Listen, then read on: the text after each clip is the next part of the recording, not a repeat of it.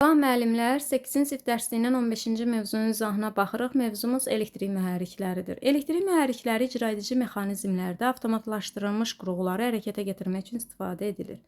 Məişətdə və istehsalatda elektrik mühərrikləri dəzgahları, mexanizmləri, demək olar bütün qurğuları hərəkətə gətirir. Mühərriklərin digər növlərinə müqayisədə, yəni buxarla işləyən daxili yanma mühərriklərdə müqayisədə elektrik mühərriklərinin üstünlüyü daha çoxdur. Bu üstünlüyün əsası odur ki, onlarda faydalı iş əmsalı yüksək olur və işləyərkən də zərərli qazla tüstüdü buraxmır, yanacaq və su ehtiyatına ehtiyac duyulmur və istənilən yerdə də quraşdırıla bilir.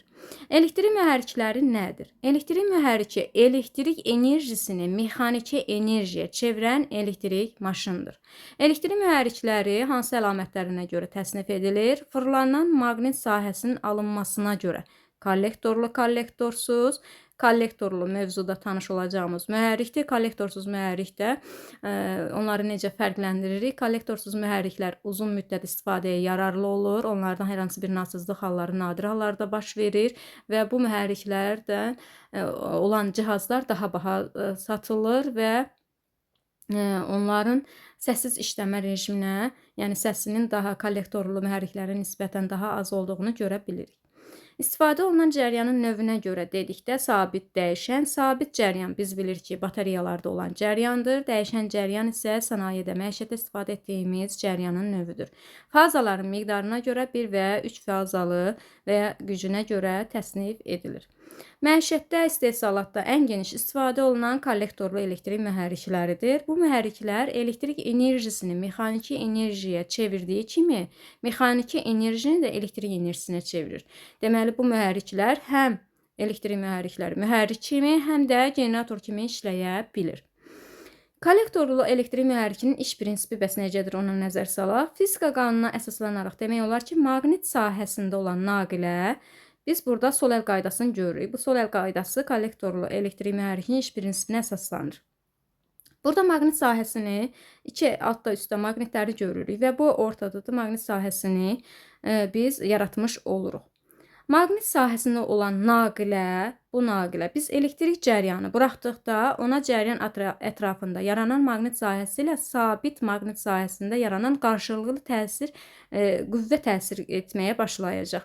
Maqnit sahəsində cəryanlı naqilə təsir edən qüvvənin istiqaməti ilə sol əl qaydası ilə təyin edilir. Sol əli də biz elə tuturuq ki, maqnit sahəsinin qüvvə xətləri ovucumuza daxil olmaqla 4 barmaq cəryanın istiqamətini müəyyənləşdirir. 90 dərəcə açılmış baş barmağımız isə naqilə təsir edən qüvvənin istiqamətini göstərir. Bu qüvvədə FA amper qüvvəsi, itələmə qüvvəsi adlanır. Biz sol əl qaydası ilə bu kollektorlu elektrik mühərriklərinin iş prinsipini müəyyənləşdirə bilirik. Cəryan keçən naqilin maqnit qütbləri arasında davamlı hərəkətini təmin etmək üçün biz şəkil 2-də kollektorlu mühərrikin iş prinsipinə nəzər salsaq, burada görürük ki, bu çərçivənin hər iki tərəfinə maqnit eyni anda, amma əks istiqamətlərdə təsir göstərəcək. Çərçivənin bir tərəfini cəzb etsə, digər tərəfini isə itələyəcək. Yarım dövrədən sonra çərçivə dayanacaq. Çərçivənin eyni istiqamətdə hərəkətini təmin etmək üçün həmin an oradakı cəryanın istiqamətini dəyişmək, yəni bu cəryanın istiqaməti, naqillərin yerini dəyişməklə biz bunu həyata keçirə bilərik. Bu işi də yerinə yetirən kollektorlu mühərrikdir. Yəni orada cəryanın istiqamətini dəyişib eyni istiqamətdə hərəkətini təmin etmək üçün bu yerdə artıq kollektorlu mühərrik işə daxil olur. Çərçivədə cəryanın istiqamətinin avtomatik dəyişdirilməsi üçün xüsusi dəyişdirici açar kollektor quraşdırılıb. O iki yarımdairəvi kontakt lövhədən ibarətdir. Çərçivənin hər çıxışı ayrıca yarımdairəyə lehimlənib. Kollektora 2 elastik metal lövhə fırçalar sıxılıb ki, bu lövhələrdə enerji mənbəyinə naqillər vasitəsilə qoşulub. Baxın, burada kollektoru biz görürük, yarımdairəvi hissələrini görürük, daha sonra fırçaları görürük. Bu fırçalarla biz kollektora elektrik cəryanını ötürürük və bu cəryanın orada maqnit sahəsi ilə qarşılıqlı təsirin nəticəsində kollektor hərəkətə gəlir və fırlanmağa başlayır. Kollektorlu mühərrikin quruluşuna nəzərdən keçirək. Şəkil 4-də kollektorlu mühərrikin quruluşu əks edilib. Bu hissələri biz nəzər salıb, o hissələrin hansı hissənin əsasən stator, rotor olduğunu bilməyimiz vacibdir ki, testlərdə qarşımıza çıxsa, onları müəyyənləşdirə bilək. Burada da kollektorun mis lövhələridir. Yəni, kollektor üzərində mis lövhələrlə, sarğılarla sarılmış hissəsidir. Elektrik mühərrikinin hərəkətsiz hissəsi statordur. Stator əsasən mühərriklərdə gövdə hissəsinə bağlanmış maqnit hissəsidir. O, daimi maqnit sahəsi yaradır. Quruluş etibarilə stator sabit maqnit şəkildə və ya sarğıları və nüvəsi olan elektromaqnit şəklində ola bilər. Yəni, sabit bu formada maqnitlər formasında da ola bilər və sarğıları və nüvəsi olan sarğılardan da elektromaqnit şəkildə də ola bilər. Elektrik mühərrikinin fırlanan hissəsi olan rotor lövbərdən və kollektordan ibarətdir. Lövbər isə öz növbəsində nüvədən və sarğı içərisindəki mis məftillərlə sarılmış sarğıdan ibarətdir.